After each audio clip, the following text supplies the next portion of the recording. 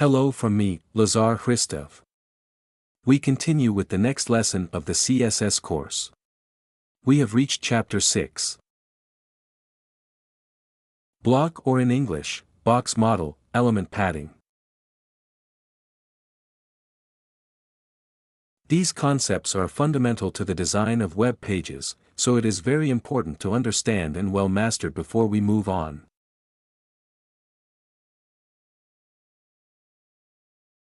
Block model, in English I don't know why it's called box model, there's no particular logic to it, so, the block model represents the way in which the browser renders, perceives and processes the elements and tags in HTML. To the browser, each element is a rectangular container block with its own content, which is located at a given location on the page, has a distance from the other elements, and internally spacing relative to its content.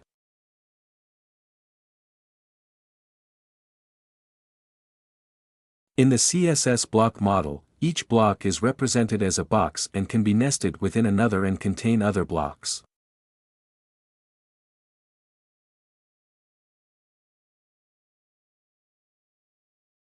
It consists of a set of properties, attributes that are inherited and layered on top of each other.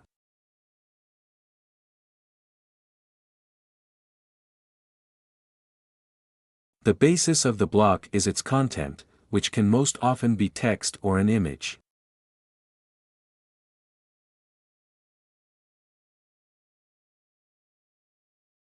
Each block has its own dimensions, width and height.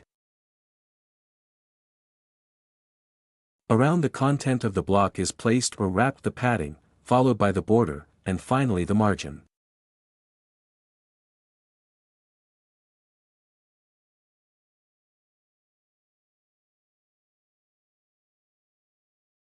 The order of these properties is strictly determined and cannot be changed. Here's what a block looks like. First, in the center, is the content, then we have an inner indent, then we have a border, and then we have an outer indent.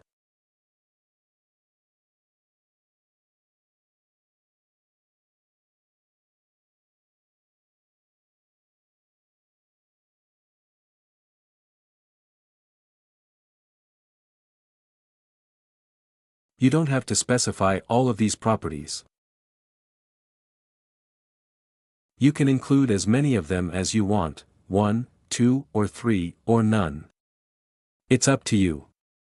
Indentation, or spacing, between elements in HTML.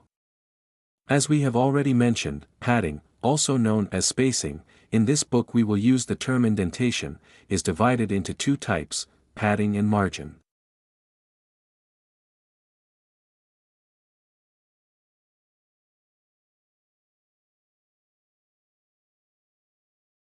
We'll take a closer look at both. We'll start with padding. It represents the distance between the content and the block border. It can be set both generally, simultaneously for all countries, and for each country separately. Here is the content, here is the white space, the padding distance, which can be set separately, top bottom, left right.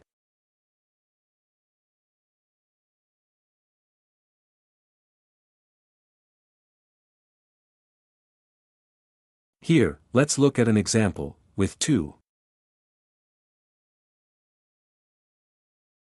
paragraphs. The first one we will indent from all sides, and the second one only from the left. The code is as follows, and here's what we'll see. The one that is of all sides, you see there is a margin on all sides, and the one on the left, only on the left.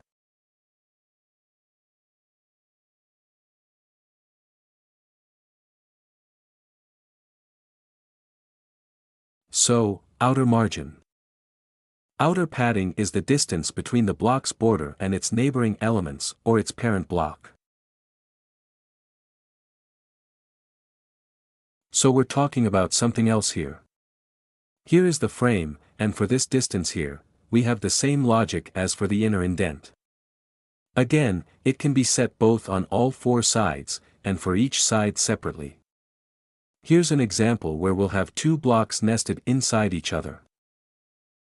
Here's the code and what we'll see in the browser. Now here with margin there are a few peculiarities. Let's see what will happen when we set the outer indent of the nested block.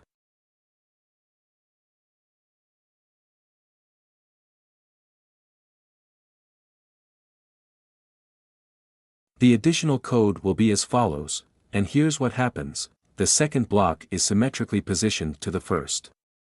This is because the parent block is 100 pixels larger than the inset, and we have set margin equals 50 for each pair of intersecting sides.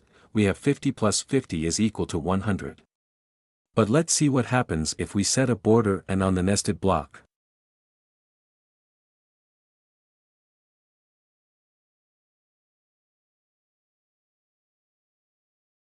For a better effect, we'll put a border of 10 pixels. The additional code is as follows, and voila, here's what we'll see. We see that this time the block is shifted to the right and down by 10 pixels.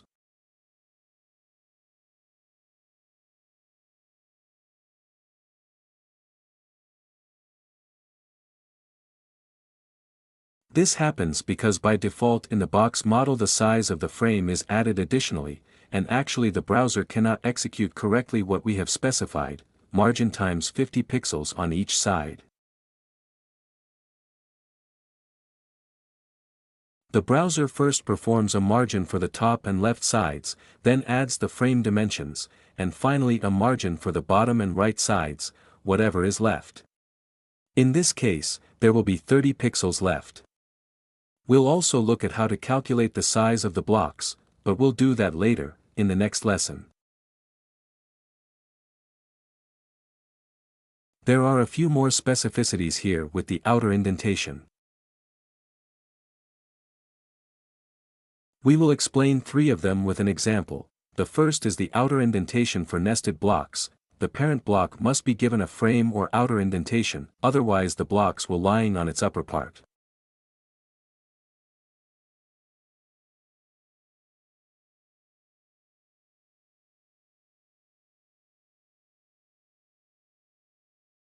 To see this, we'll use the previous example, by removing the parent and nested block borders, and the result in the browser will be as follows. We see that the outer indentation is not removed lost, but now refers to the common parent element, body, and the result is that both blocks have shifted 50 pixels down.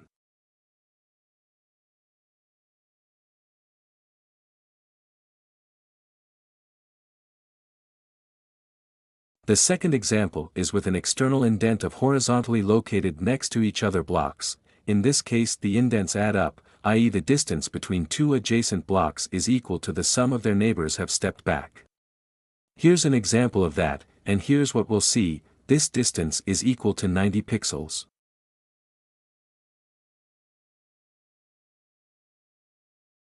In the third example, the very interesting moment comes. With vertically arranged blocks, here we get something that is called collapse destruction, that's what they called it. Funny word for this case. And this happens when two blocks are next to each other and you set margin bottom on the upper block and margin top on the lower block, and then these indents are not gather.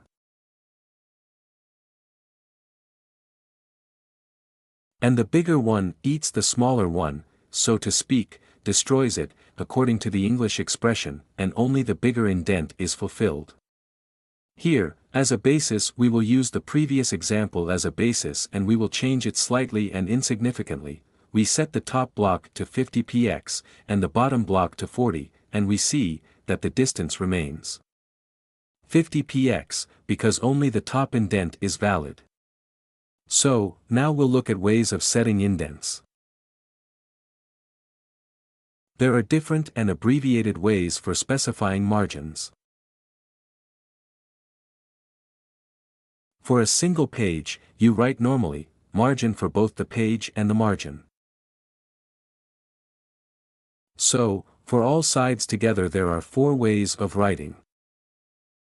When the margin is the same, it is written, for example, margin 10 pixels and applies to all sides. When the indent is the same for opposite sides, then we write two values, for example 10, 20. 10 is for top and bottom, and 20 is for left and right.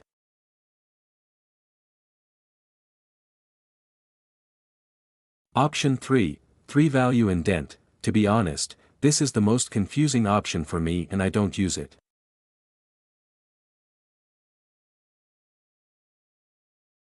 It sets the same indentation on the left and on the right, but different indentations on the top and bottom. And option 4, a different indent for each side. Practically this option can hardly be implemented in reality, because it is often unfeasible.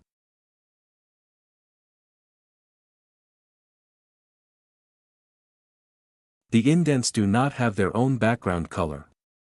The outer margin takes on the color of the parent block, element, and the inner padding takes on the background color of the content.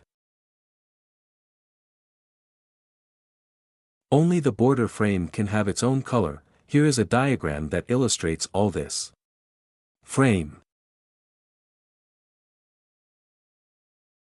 The frame is located between the outer and the inner recess. Here's a diagram of it. Actually, the beige is the frame itself.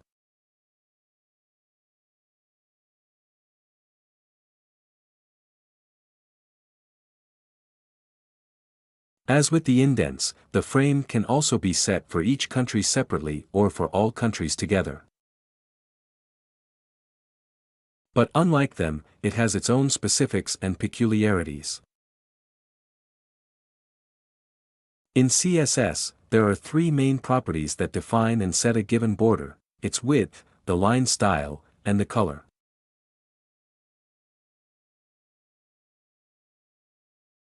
In CSS3 there is another property, border radius, which allows to round the corners of the frame. We will look at these properties briefly. Border width can be set to the following values. Most often pixels are used, can also be set to keywords, but this is used rarely practical. Here is an example, which we show here, with two paragraphs. Border style, required property. There are several options for setting, and no style, and different types of the border.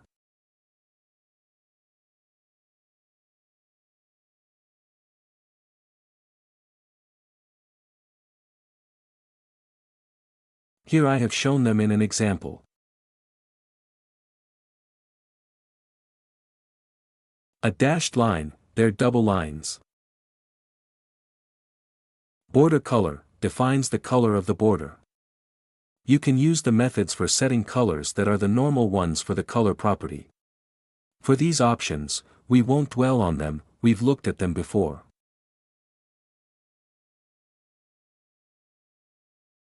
To define a border on a specific side, these properties are used: border left, border right, border top and border bottom, and can also be combined with the properties border width, border style and border color in the following way. Here is an example. There is also a shorthand way of setting it, through the border width style color property. This is how the three parameters are set.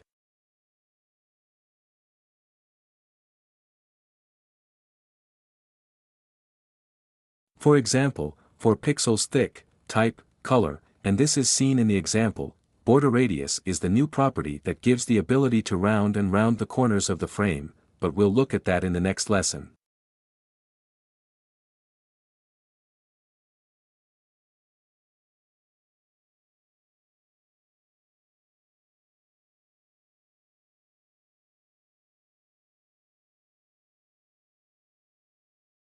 That's all for this lesson.